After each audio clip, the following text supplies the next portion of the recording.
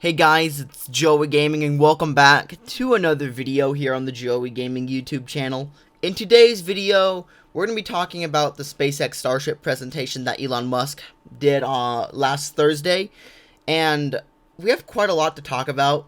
Also, if you're wondering, yes, I am bringing back the space commentary series because, there's a lot of interesting space news, especially now when I consider us in a second space race. Yes, I do consider ourselves in a second space race. Especially with China, Russia, Blue Origin. We are definitely in a second space race, But that's besides the point. In today's video, we're going to be discussing the SpaceX Starship presentation that Elon Musk did. And we're going to be talking about some new information regarding Starship and a few other surprising details that came out, such as, Elon being realistic with his time frame, and Cape Canaveral and Raptor 2. Before I can continue, if you already know what Starship is, then please go ahead and skip to this timestamp. This will get into the meat and potatoes of the new information and new news about Starship. So, without any further ado, let's go ahead and describe what Starship is. So, the first thing you need to know about Starship is that it's a fully reusable vehicle. And that sentence may be a little bit confusing to a few people. Let me explain. So rockets traditionally are not reusable. What happens with a rocket is a one and done type of deal, right? You build the rocket, you build the first and second stage, sometimes a third stage, right? And you put humans or you put a satellite on top of it, and then you send it into space, right? When it's flying, the booster detaches when it runs out of fuel. And it either re-enters the Earth's atmosphere, burns up, or it survives Earth's re-entry, and it hits the ocean or the ground and explodes on impact, right? And the second stage is kind of the same deal. Like the second stage of a rocket either gets burned up in the atmosphere, or it gets, or it stays in orbit, or sometimes if it doesn't stay in orbit, it's flying in space somewhere, right? It leaves the influence of the Earth, and orbits the solar system, which some aircraft have done before. And Starship, what they want to do, SpaceX wants to do with Starship, is make it a fully reusable vehicle. The thing with space travel is it's really expensive, right? Because you have to build a new rocket every time you want to launch a new payload into orbit, if you compare that to cargo airplanes and cargo aircraft, right? Airplanes, right? They take off, they land somewhere else, humans get off, right? Or unload the cargo, then they refuel and fly home, right? Basically, that's what Starship is supposed to be, right? It's supposed to be a fully reusable vehicle. And how they do this is that they have this launch tower. And what they do is they go ahead and they, when the rocket is taking off, when the first stage separates, the first stage will still have some fuel in it. What the booster is going to do, the booster is going to light its engines and fly back to the launch pad, and then it's going to land on these chopstick. It's going to land on these chopstick arms, right? And then they will put it back on the launch pad. And the same thing's going to happen to the ship, right? The ship is going to perform a belly flop maneuver, and it's going to land on the arms of the launch tower, and then they are going to put it back on the booster, and then they're going to refuel it, put the cargo in it, and relaunch it. That's what Starship is supposed to be. And Starship will be the rocket that will take humans to Mars one day, and take humans back to the moon as well. And NASA actually, rewarded SpaceX with a contract to go to build a Lunar Starship. So that's going to be really cool to see what happens next. So that's kind of the basic detail about Starship. It's a fully reusable vehicle, and there's a launch tower that will catch super heavy boosters and the actual Starship. So that's what Starship is. There's a few other details about Starship that I will explain later in this video. So let's go ahead and talk about the launch tower and catching Starship. So like I mentioned about what Starship is, Starship has a launch tower, and they use this launch tower to catch rockets. top of this rocket, not top of this rocket, on this launch tower, there are these arms. Elon Musk likes to call them chopsticks. Basically, what they do, like I said, how I explained it earlier, is that these chopsticks are going to be used to stack Starship. Alright, what they do is when they roll the rocket to the pad, they're going to probably roll them out in the two separate parts. Starship is, like I said earlier, a two-staged rocket. So you have the booster and the actual ship part, right? They're going to roll out the booster probably first, and then they're going to lift the booster up, and after they lift the booster up, they put it on the, what's it called? They put it on the launch mount. After they do that, they roll out the Starship, and they use these arms and they pick up the ship. In fact, they actually did this. They actually already did this. If you're thinking that I'm crazy by saying that SpaceX are going to use these arms to pick up rockets and put them on top of the other booster and eventually catch it, well, sucks for you, I guess, because they actually did it. They actually done this before. Right now I'm playing this time lapse of SpaceX actually lifting Starship SN20 or Ship 20 from the transporter vehicle or whatever and putting it on top of the booster. And let me tell you, that's a sick time lapse. That's a really cool time lapse of what they're doing right there. So that's really cool.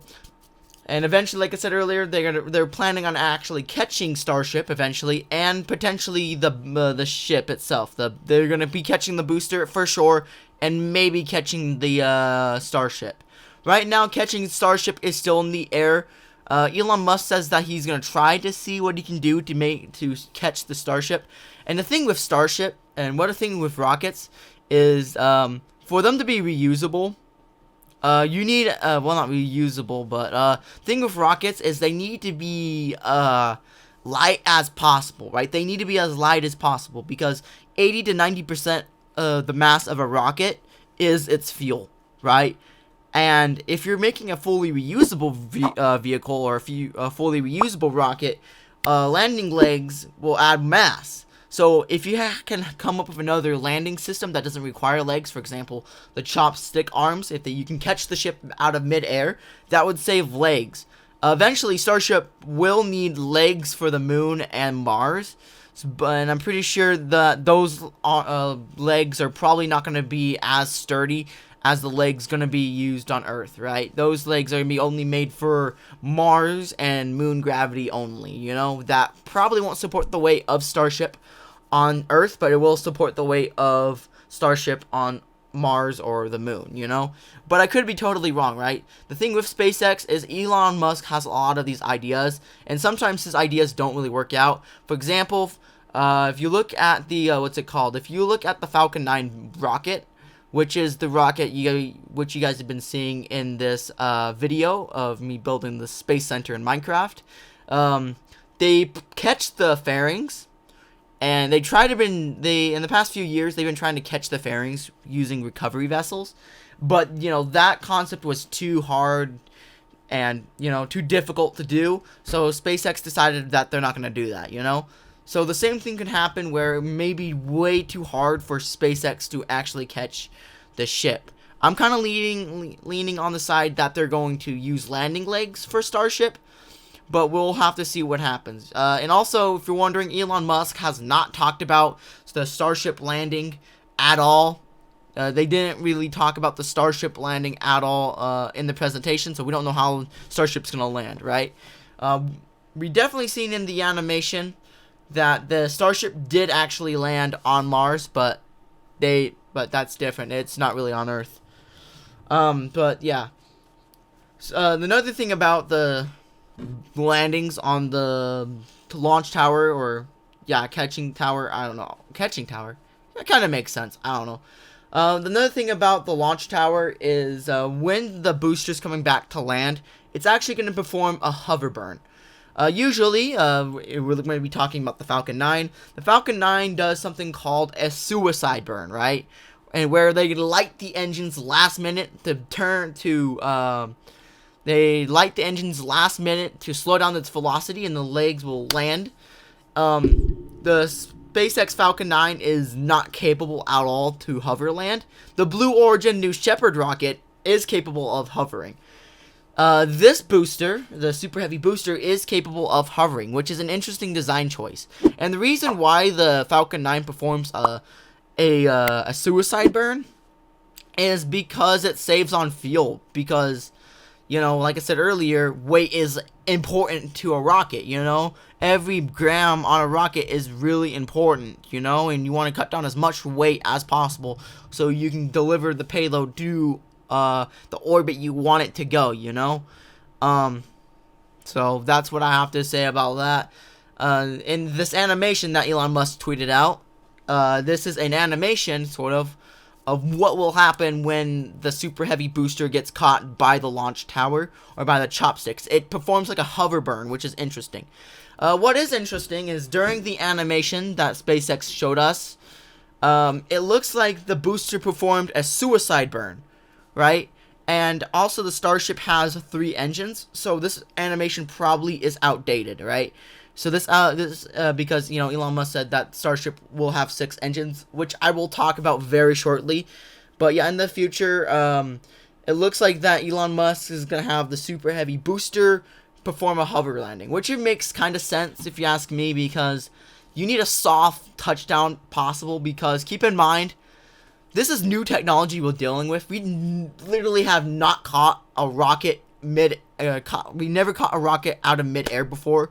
So it kind of makes sense. Maybe over time, they can, if the chopsticks or arms are sturdy enough, maybe over time, they will perform a suicide burn, just like they showed us in the animation. But it looks like the first couple launches will definitely be hover landings, right? Where they are going to hover the Starship before it comes down a little bit, you know? And, yeah, this is kind of the end of the segment of me talking about the launch tower slash catching Starship. The next thing we're going to be talking about is the Raptor 2 engine. So the thing with Raptor engines is that they're supposed to be fully reusable as well as the ship. And you kind of really need it if you are going to have a vehicle that is going to be reused multiple times. Like I said earlier, most rockets are not reusable at all. So the engines inside of these rockets are not relightable usually. And there are cases where some rockets do have relightable engines. But that's typically not on the first stage unless you count the space shuttle. The space shuttle uses its 3 liquid engines. And I guess you can definitely say those are the only example of a relightable engine. I could be wrong. There could be other relightable first stage rocket boosters. But when I think about a relightable engine for space launch, I would think of the space shuttle and Starship. And I guess the Falcon 9 booster too, because they have to relight its engines. But besides that, there's not a lot of rockets that have relightable engines for the first stage, right? And the Raptor needs to be able to do that. Raptor 1 is extremely complicated and it has a lot of problems, but it's getting worked out. And it actually had a lot of production issues, like in November, right? In November, they were having issues trying to produce the Raptor 1, and Raptor's super important for the future of Starship. They need to make lots of them. The Super Heavy booster needs 30 Raptor engines, and the ship will need 9 engines. 3 sea-level engines and 6 vacuum engines. Right now, SN20 has only 3 vacuum engines, but in the future, Starship will have 6 vacuum engines and 3 sea-level engines.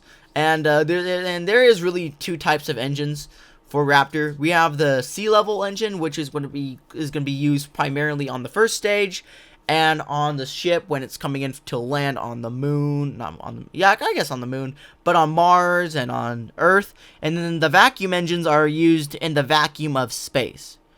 You know, so that's really cool. Raptor 2 is a lot more simplified, right? They cut down the parts and they made it a lot more simple, and they actually made it a lot better now compared to Raptor 1. Raptor 2 actually achieved 230 bars, which is extremely powerful, right? It's actually the Falcon 9, not Falcon 9. The Starship is actually going to become one of the world's most powerful rockets too. I believe it's like twice the power of the Saturn V rocket. so that's awesome. But the the Raptor engine is not perfect at all, really. It actually has quite a few problems. For example, the Raptor engine, or Raptor 2, has a heating problem, right? And the Raptor 2 has a heating problem where the engine itself melts.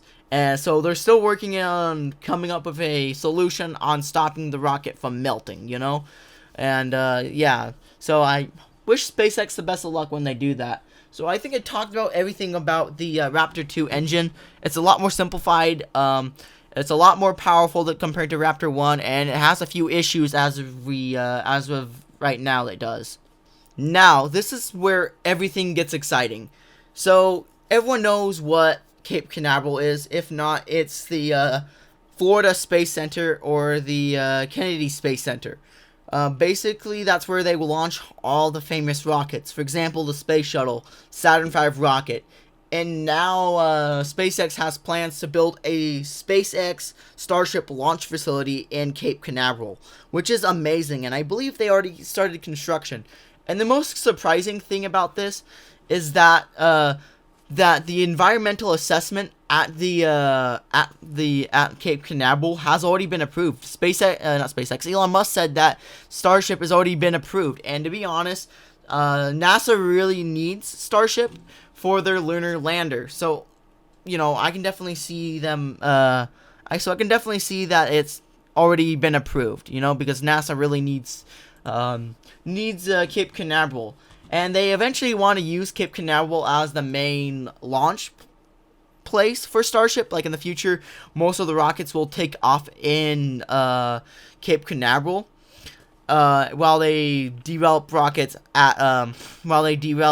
new rockets. And let me rephrase that. So they're going to be mainly launching, if they're launching a Starship payload or a crewed mission of Starship, they're going to be launching from the Cape, right? They're going to be launching from Cape Canaveral. If they're going to be testing some new variants of Starship, like for example, if they're going to test like a Martian variant of Starship or a Lunar Starship, they're going to be testing it at Cape Canaveral. Not Cape Canaveral, we're going to be testing it at Starbase. So Starbase will be the research and development center, while Cape Canaveral will be the actual main launch site. Also, Elon said that in the worst case scenario, and if the but if the environmental assessment comes back and it says that, and the FAA says that they can't launch Starship, it won't be that big of a deal. It won't be that big of a deal because they already got permission to actually build infrastructure and launch Starships at Cape Canaveral. You know, Elon Musk said it's going to be between 6 to 8 months to build the infrastructure, but he says that he's he's positive or confident that we will have Starship launch at the end of the year if that's the case, you know? So, yeah, that's kind of the worst case scenario. Worst case scenario, if Starship does not get approved environmentally to fly at Starbase, then they can just move operations to the Cape and launch there.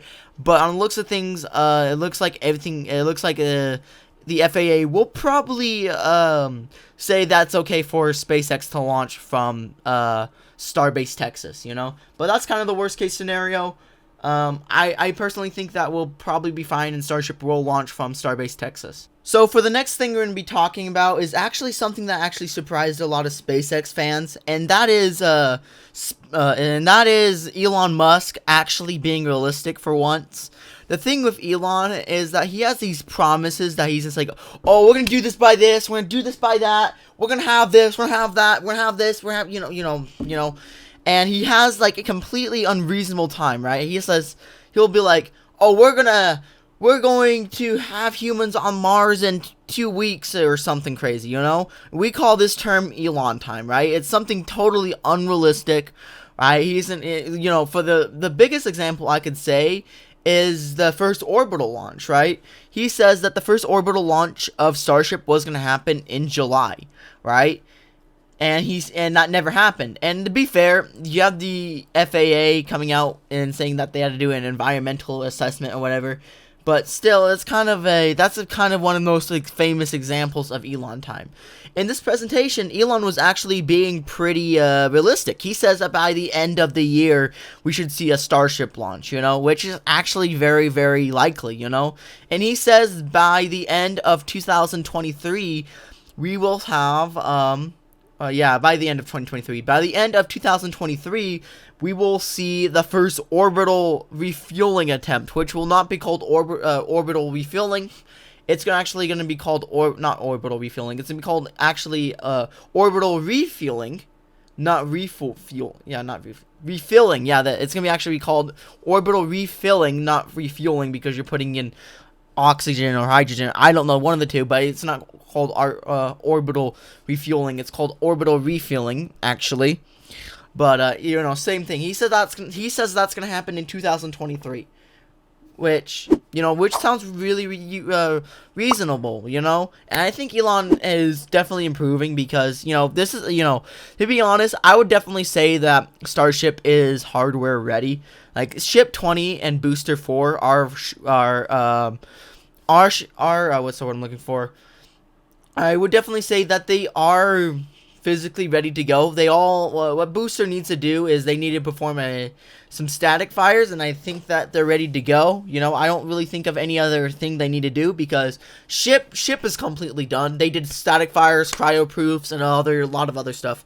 Booster has only done cryo tests, you know, and they haven't, did a static fire, you know. But, we'll see what happens, right? You know, maybe they're not totally ready. Maybe they're still doing stuff, you know. But we will have to see what happens. No new information on the Lunar Starship. He didn't really say a lot about the Lunar Starship, except that he said that they haven't really started on it, really. That's the only thing that I know about Lunar Starship, right? They haven't really started working on it, which is probably freaking out NASA, but, NASA is freaking... I don't know. In reality, NASA's the actual slow one. I swear, the SLS rocket is still in the VAB building, right? They're not as fast as SpaceX, so I don't know. NASA's the really slow one. So if they're freaking out about Lunar Starship, then, that's their problem. So, yeah. Alright, here's my final thoughts on the whole situation. I honestly think that SpaceX is headed to a good direction, right? We can definitely say that Starship is totally out of its concept phase, and it's actually a real-life vehicle that will probably do a lot of important stuff for the future of humanity, right? And I think this is going to elevate the space race, because once Starship becomes fully operational, right, they start delivering payloads to space and orbit, then a lot of companies, including Blue Origin and, Lockheed Martin and ULA and countries as well, like Russia and China, they're going to be freaking out over Starship, and we're definitely going to see people going to be trying to copy Starship, right? We're already seeing people trying to copy Falcon 9, for example, Rocket Lab with their Electron rocket, or was there Neutron rocket, or something like that, right? They're going to be trying to copy the Falcon 9 rocket, right? So I would say if SpaceX's Falcon 9, the Starship becomes super successful, like it does everything it's promised to do. We have Earth-to-Earth transportation, rocket delivery systems, Mars bases, and I really think that Starship is going to change the game in the rocket, field for a long time, I would say, right? But I guess anything could happen between then and now, The space shuttle. A lot of people thought the space shuttle was totally revolutionary, right? And it kind of was. But at the end of the day, the space shuttle was extremely expensive to run and super dangerous to fly on. So who knows, dude? Who really knows what happens next? So without any further ado, thank you guys so much for watching. Like and subscribe if you enjoyed this video. If you want me to make more videos about SpaceX, please let me know, and I'll be glad to make some more videos. I got a lot of things to do, so anyways, guys, thank you guys so much for watching. Like and subscribe, and see ya. Bye. Peace.